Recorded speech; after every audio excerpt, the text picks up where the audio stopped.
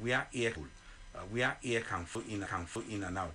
Like she was seeing it like poverty mentality, and some people are like that. They see it like, why do I have to go through all this stress because I want to make gari? I have to plant because it took weeks.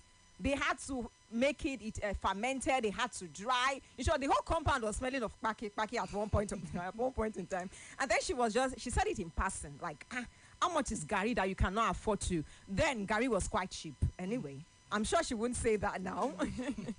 So, like, what do we do about reorientation? Like, is it that do we go to churches, mosques, and maybe marketplaces, or how do they go about this orientation to let people know that this is not a case of poverty mentality because you don't want to spend money? Over to you, sir. Oh, thank you. You see, it's one of the things I've been talking about. We've been reckless and negligent in the Southwest in particular. I have a lot of things I do in the North. So one time I was in Kaduna, and where I went to, it's elite area. It's elitist. A 3-bedroom flat built by government. And I got there, I met one of the women there, trading rice, rice paddy. And I was like, where is this from? She looked up and spoke in Hausa to the person that came with me, that I'm a Yoruba man. That's why I'm talking like that. Wow. That rice is all over the place here, and showed me the farm. And they went there, caught it, and she was trading, to take away the seedlings.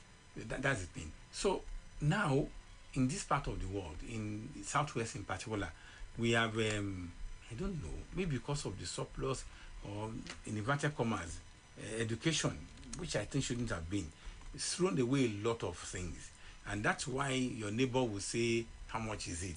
Those were the kind of mentality that brought us to this level, where we became victim of the Hausa man.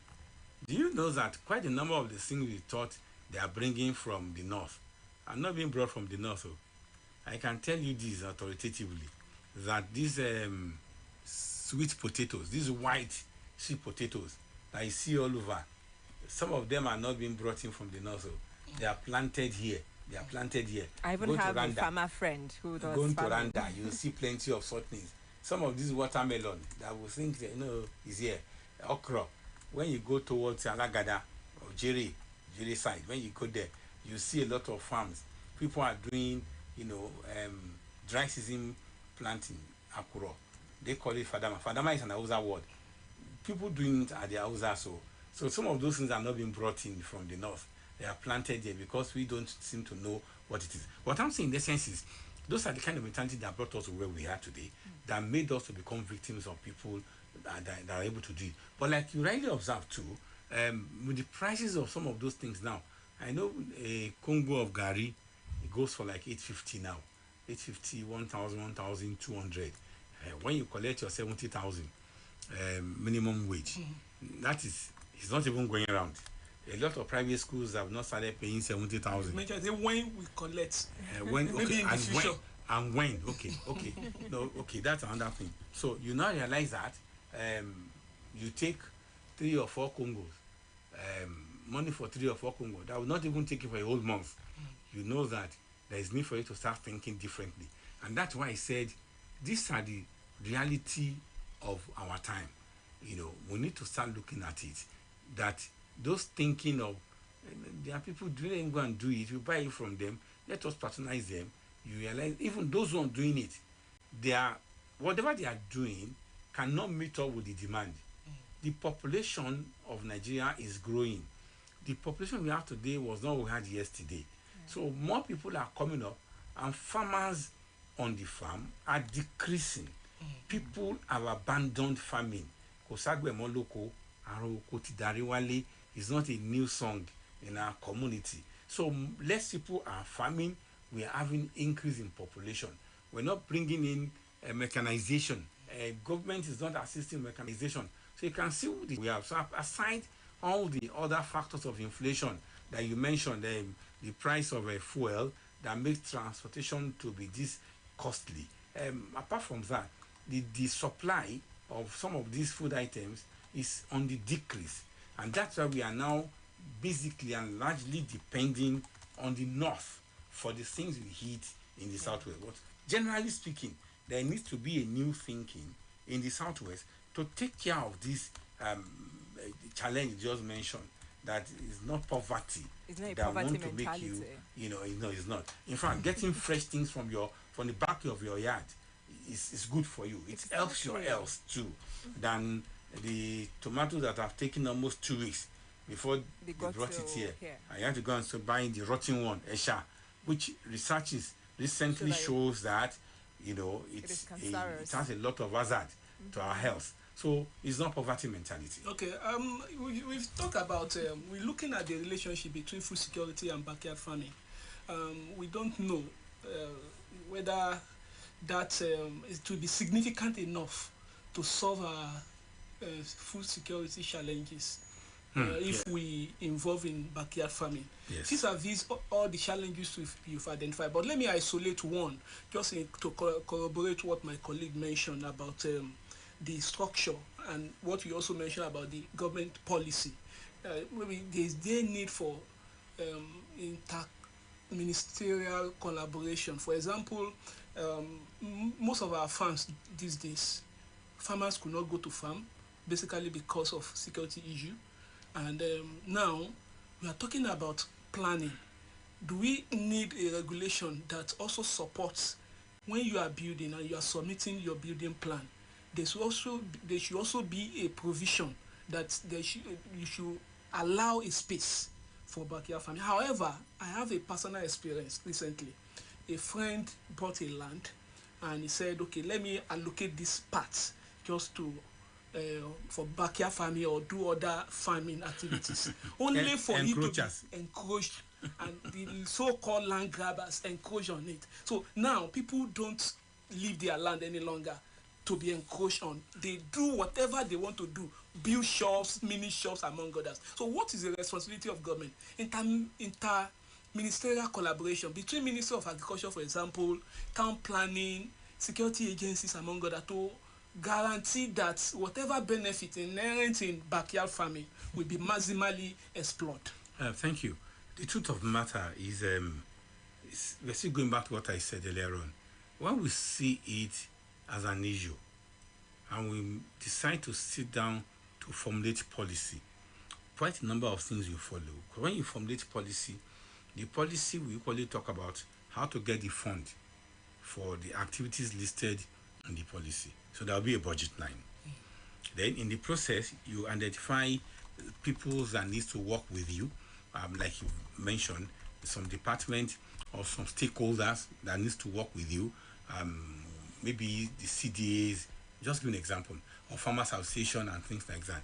That's what the policy will do. And that's why I said that it's important that government, leverages on this, logs on to this reality of our own, of our time. Now, regarding the question of when you talk about building plant, etc., before I go to that other one, it's not just because of food security now. Environmental challenges are there now. Earth warming, all those ones, climate change, we'll talk about. And we have seen that deforestation is a major issue. The ozone layer is depleting because the element, the gas that comes from trees, etc., that normally goes up there to form the protection, for the ozone, is going. Trees are being cut. Now, planners all over the world are looking at a situation whereby you don't just concrete or pave all your homes. In advanced countries, what they do, or other clients, what they do is you have grassland, you have what do you call it, flowers and greens, setbacks. In fact, in Europe, in America, I can tell you that if you have this opportunity in your environment, the more of this kind of things that you have, the more expensive the tenement and the purchase of property in those areas will be. The areas that has opportunity of greens, like that, like a park, the more it is. So we need to start thinking. It's not even just for food security, equally because of the environment. Because those cement and concrete emit certain, chemicals into the environment, atmosphere, that affects it. So it's important for that. But like I've said, it will not just happen until we sit down and bring about an integration between all relevant agencies that needs to be involved, all stakeholders, both government and non-governmental. Now, going forward to regarding your question, which I raised earlier on, that people have brought out the argument. You talk of backyard farming. Will this solve our food security? We need more than we are having now. Again, that's why I would have loved if you have had the HC, Honorable Commissioner for Agric, to be here, because these are issues that are bothering people on the street. What is the projection of Ogun State? That seems too far. The question is, what is the metric ton of certain food items that we need in Ogun State?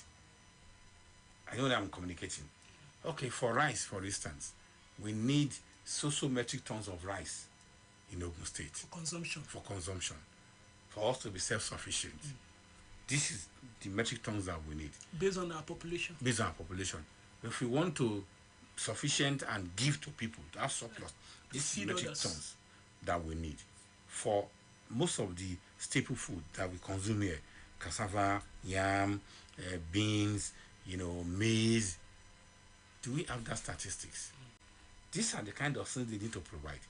When they provide that, we now ask a question. What are you doing to meet up with this consumption projection that we have? What are the things that you want to do? How do you want to meet up with the metric tons of rice that you have discovered we need to consume in the state? Now, when we discover that, we will now talk of, okay, how do you want to achieve it? What percentage or what quantity of that requirement is government going to meet through, for instance, large-scale farming, through, what do you call this, cluster farming, through, local production, individual subsistence farming at home?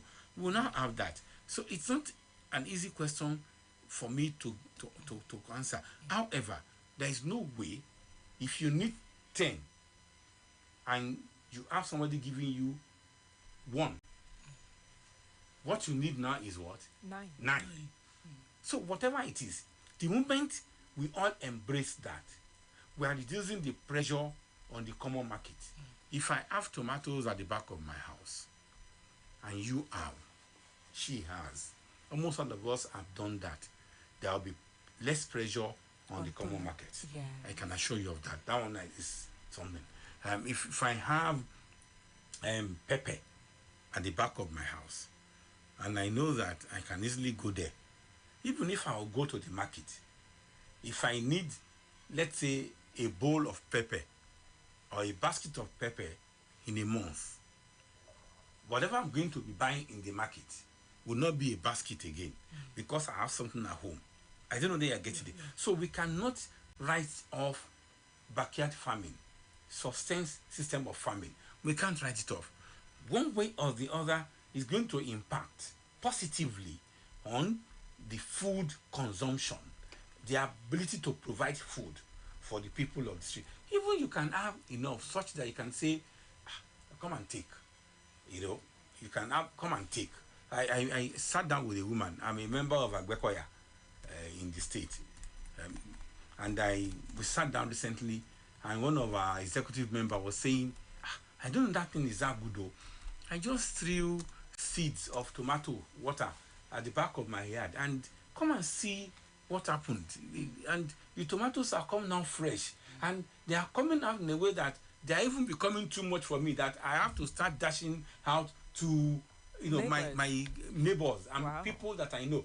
That's what I'm talking about. So when all of us embraces it and it becomes a normal thing in our society, in our environment, it's going to largely impact on the quantum of the metric tons of food that we need to consume in our society. Okay. Let me add to Okay. that. You've mentioned it, and you said you are a member of Agbekoya. Yes. And I recall myself and Alagi Allah Animation. We are talking about support. The extent of support.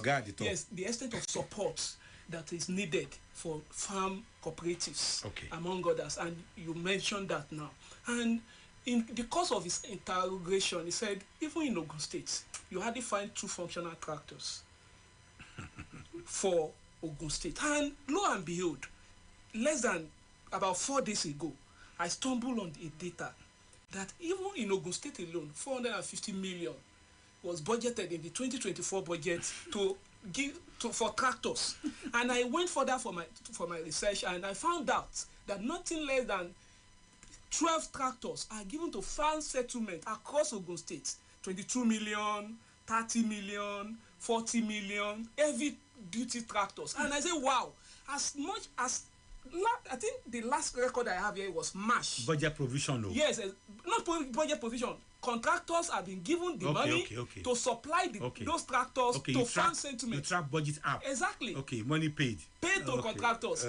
About more than 12 tractors, heavy duty tractors to farm settlement. And part of it was even support to people like you, Agbekoyas, farm cooperative. I have all those millions here by the federal government to Ogun State. Do you receive all these things? Would that resolve food security in Ogun State? My brother, I'm not too happy that our honorable commissioner is not here, and maybe we're not reaching on phone. These are the kind of questions I really look forward to ask him, and I'm honest, because we have issues with the ministry as far as Ogun State is concerned. I have been saying it, and I don't know why. I'm sorry, the honorable commissioner has not deemed it fit to honor or accept media engagement. He's not just. Maybe he has a challenge because he accepted to be here. If he's not coming here, let's give him an element of doubt. If he's not coming here, if he does not come eventually or does not put a call through, this will not be the first time or the first stage studio where this will be happening.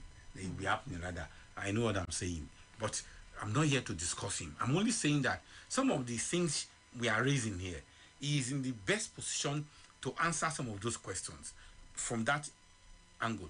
But quickly, you have asked, Agbekoya and other society, farmer organizations, are they seeing those things? A tractor is not a needle now. If tractor, we talk of tractor. Money paid. Yes. Consider supply. Wait now. Tractor is not a needle. Tractor is something that if you see it, you know this is tractor. Which of the farm settlements in the state do you have those tractors? Because I have first-hand knowledge of this one on there towards Lagos after what do you call it? Before Wasimi. Before yes, I can't remember the name of the place now. It's not in my after Mechanic Village. Before you come to Akiali, there is they have farm settlement there. The name is not in my head. I've been there. Look, I mean, I have not seen tractors in those places. So that's why I said these are the things they will have been able to explain to us. Maybe we didn't look well, or maybe they took it to other places. We would have been able to know some of these things. But those things are not there. And that's just it. Tractors are not there. And one major challenge, the issue is we are focusing on backyard farming.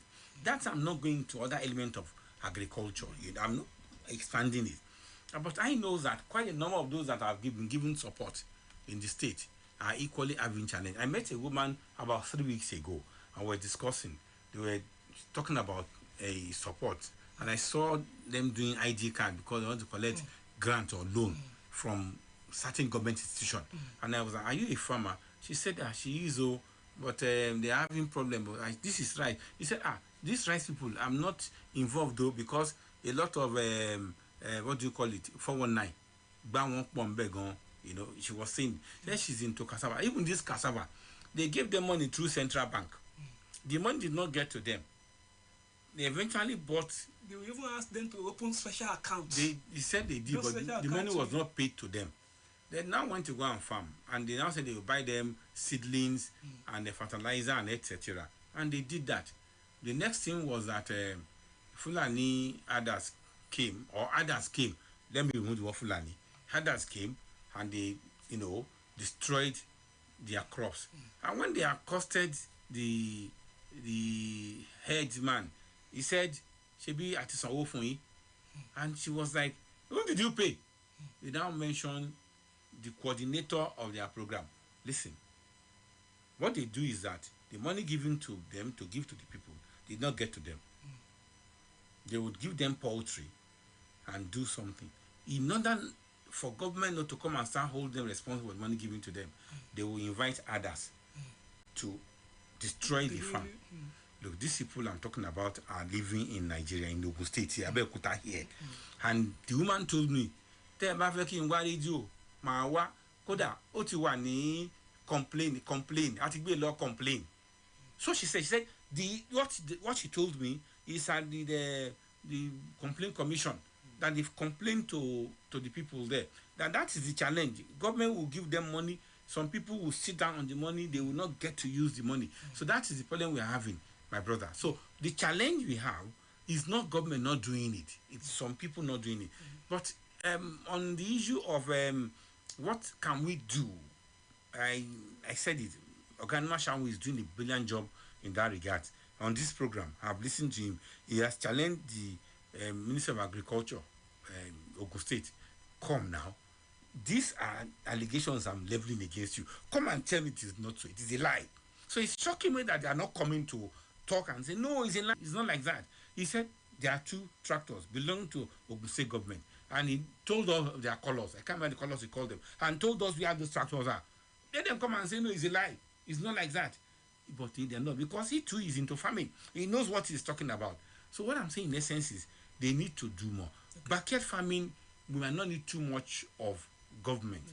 But when they come in with support, like Benue State did to their people, Anambra too did the same thing. They gave them seedlings free.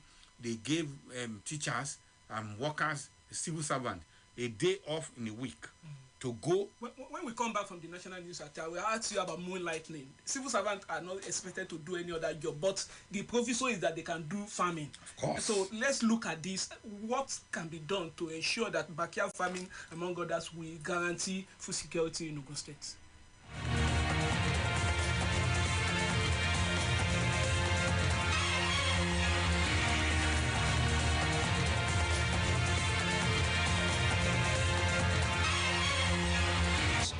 Business news, weather reports, eyewitness reports, and a variety of topical issues. These are the basic ingredients of a top-notch breakfast show. Welcome to the Daybreak Show. Weekday mornings on Rock City 101.9 FM, the voice of the people.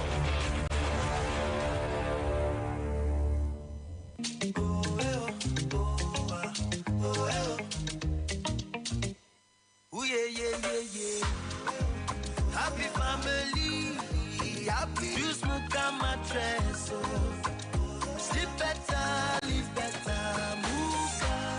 Muka, adding comfort to life since 1959. Traffic updates, business news, weather reports, eyewitness reports, and a variety of topical issues. These are the basic ingredients of a top-notch breakfast show.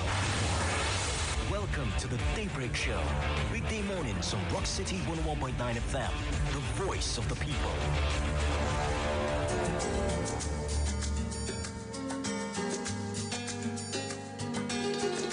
We don't just scratch the news, we dig deep for it.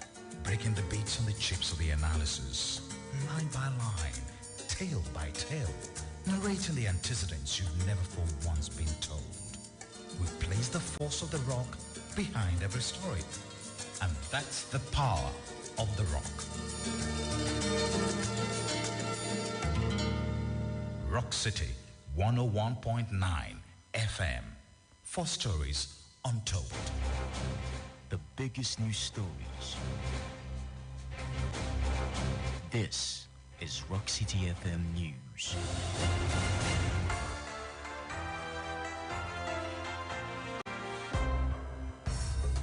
The Teachers Against Corporal Punishment as FMC begins postmortem on late students. Fubara says he is not worried over court stopping of allocation to Rivers. House of Reps passes bill holding VCs, provost liable for untreated sexual harassment reports. Man bags live jail for defiling and impregnating 12-year-old girl in Lagos. Good morning, I am AFOLASADE OGUNGBAMILA, bringing the news in detail shortly.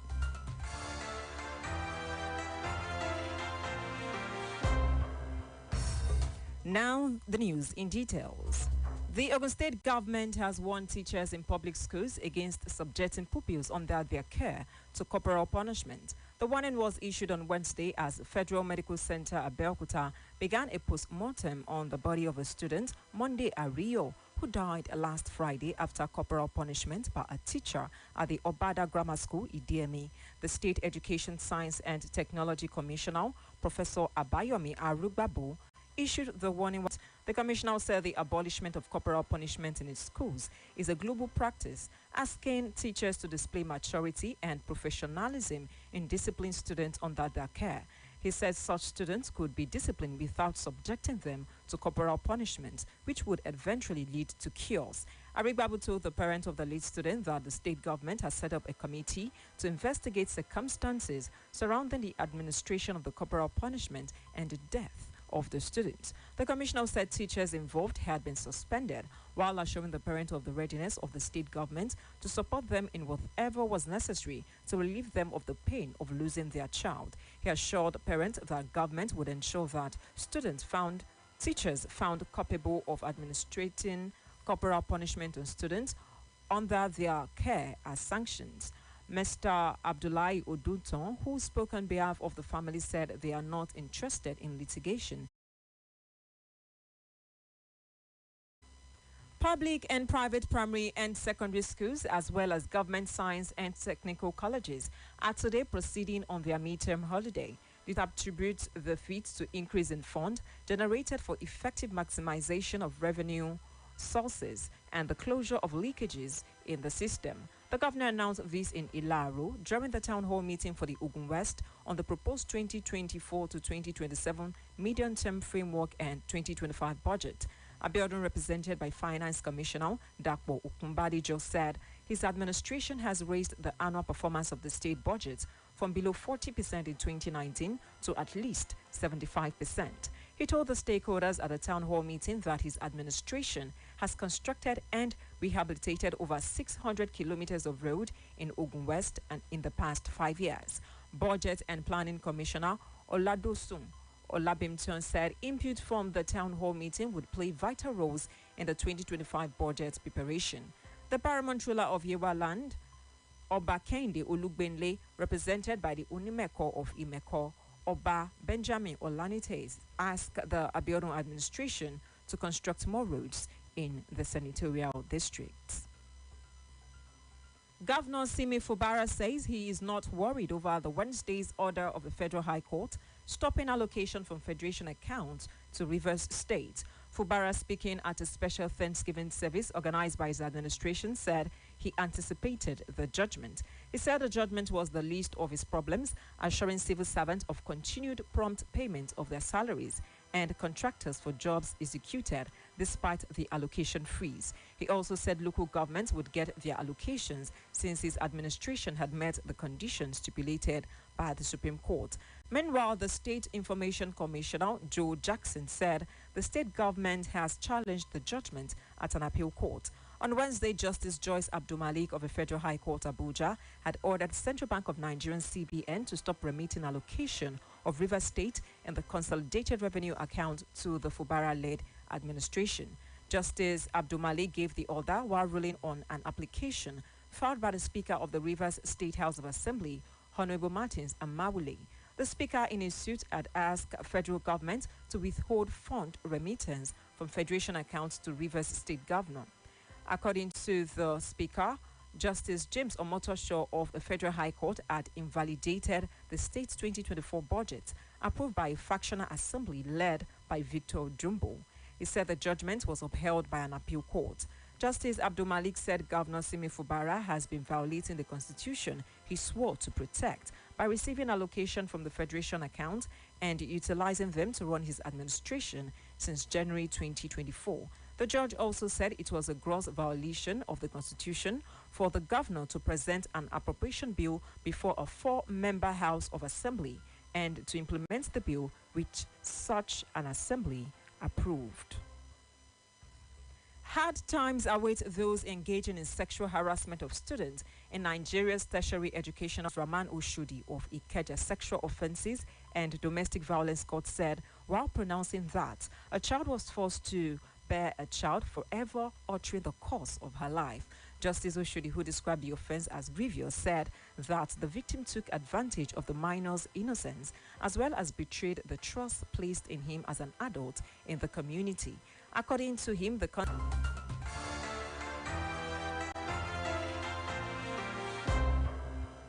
And now in business, judicial officers, including judges, have started collecting jumbo salaries following the implementation of 300% increase in their emolument. The Attorney General of the Federation, Chief Lateef Fagbemi, made this known on Monday during the convocation of the Afe Babalola University at Ado-Ekiti. He confirmed the takeoff of the new salary scale for judges and other judicial officers. Fagbemi, who also is the Justice Minister, said a team of legal experts had been assembled to review all aspects of national lives, including social, political, and economy. The minister said the proposed legal review would cover all aspects of lives in the country as part of the law. AFOB on the 20 African Cup of Nations qualifiers on Wednesday night at Stade de Kodo in Lomé. Nigeria had secured their place in the 2025 Under-20 AFCON, but were on a mission to defend the WAFOB Under-20 AFCON qualification championship against their fierce rivals. The Flying Eagles were forced to make a sigh of relief in the 17th minute when a poor pass almost put a Ghanaian on goal, but goalkeeper Ebenezer Harcourt was quick enough to avert the danger. Arehi Barobo gave Nigerian the lead 3 minutes after the half-hour mark with a low strike into the bottom corner. Barobo would strike once again before halftime, striking over the second half on a strong foot but couldn't get past Harcourt. A minute before the hour mark, Ghana came close to getting the breakthrough, but were denied by a fantastic goal line clearance. They eventually got a deserved goal in the 73rd minute through a magnificent header. Despite pushing for the equalizer, the Flying Eagles were able to preserve their one-goal cushion to emerge as the winners at the end of the regulation time and the champions of the tournament. That was the national news, and just before we go, the top headlines once again. We reported that Ogun warns teachers against corporal punishment as FMC begins postmortem of late students. Fubara says he is not worried over court stopping of allocation to Rivers.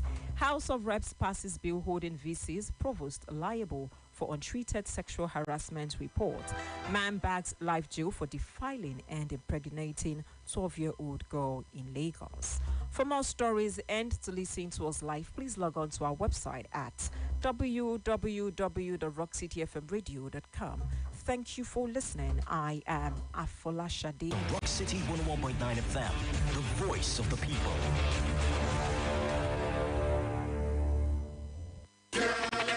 One time for the fearless people, two times for the fearless people. You know, say me, I get energy, get energy, get energy.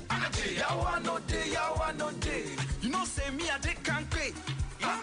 With fearless energy drink, I conquer my energy drink. Fearless energy drink. I dare fearless. Embrace the thrill. Classic and red berry. That's right. Embrace the thrill. Feel the power of Fearless Energy Drink. Now available in 50 cl can. Electricity, vibes on the frequency. Go solar.